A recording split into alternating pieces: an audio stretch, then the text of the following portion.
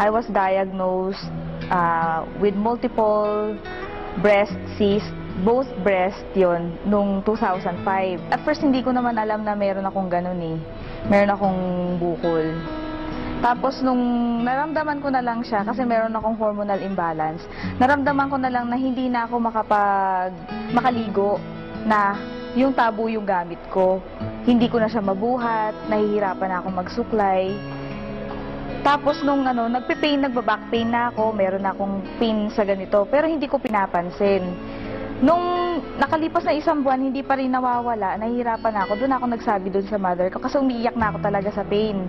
So nagpa-ultrasound ako.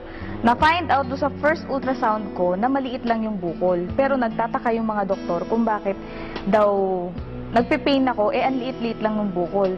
Na-find out namin na meron palang, multiple pala sa both breast, na ang dami-dami niya.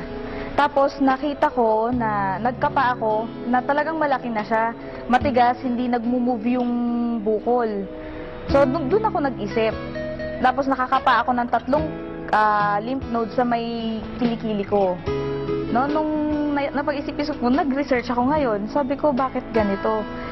Yung nafe-feel ko, sabi ko, hindi nakatulad nung dati na mas lumala yung pain eh.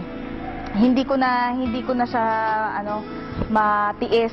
Nagpatingin ako ulit do sa doktor. Sabi niya, nasa stage 1 to, sabi niya ganyan.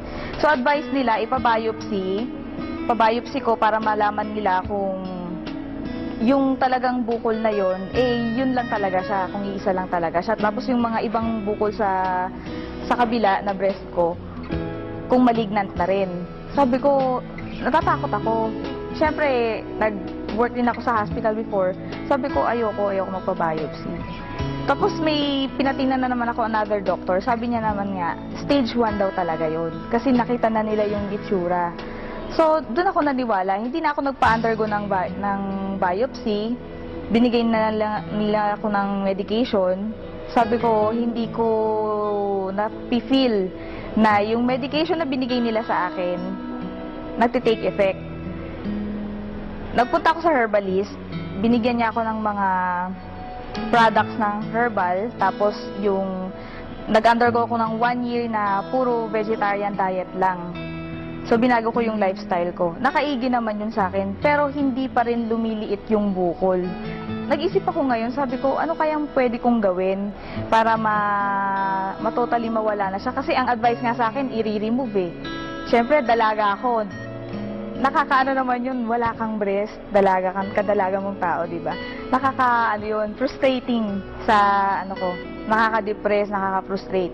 So, nung dumating sa time na nag-research na ako, nag-internet ako kung ano bang pwede kong kainin. So, ang dami ko nakita. Nandun yung mga gulay, mga fruits, na ina-advise nga doon sa mga may mga breast cancer, na yun ang talagang dapat nakainin. So sabi ko, hindi ko naman alam kung saan makakabili lahat nito. Yung broccoli, meron dito, di ba?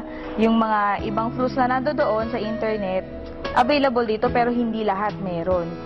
Doon ako nag-isip, sabi ko, paano ko makakain to lahat? At saka mahal-mahal niya. Until such time na dumating yung yung kapatid namin sa church, na binibigay nga nila sa akin to, yung Alive. Ini-introduce nila sa akin yung Alive.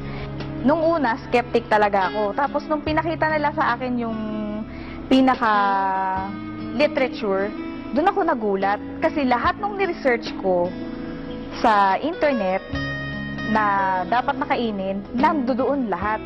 Eksaktong-eksakto. Kaya sabi ko, wow, sabi kong ganyan, grabe naman to, sabi kong ganyan. Kung gano'n, hindi na ako maghahanap ng kakainin ko, pwedeng ito na, sabi kong ganyan. Nung coffee pa lang yung pinasubok nila sa akin, talagang sobrang sumakit, no? Nag-take ako ng coffee, di ba yung coffee natin meron ngang Alive, talagang sobrang sakit niya. Napakapit nga ako sa sa wall, tapos pinagtatawanan nila ako kasi nga, sabi niya ganyan, yan pa lang ang tinitake mo, nagpe-pain ka na. Sabi niya, ibig sabihin yan, reaction. Which is alam ko naman dahil hindi na bago sa akin yung herbal. Nung nag-take na ako ng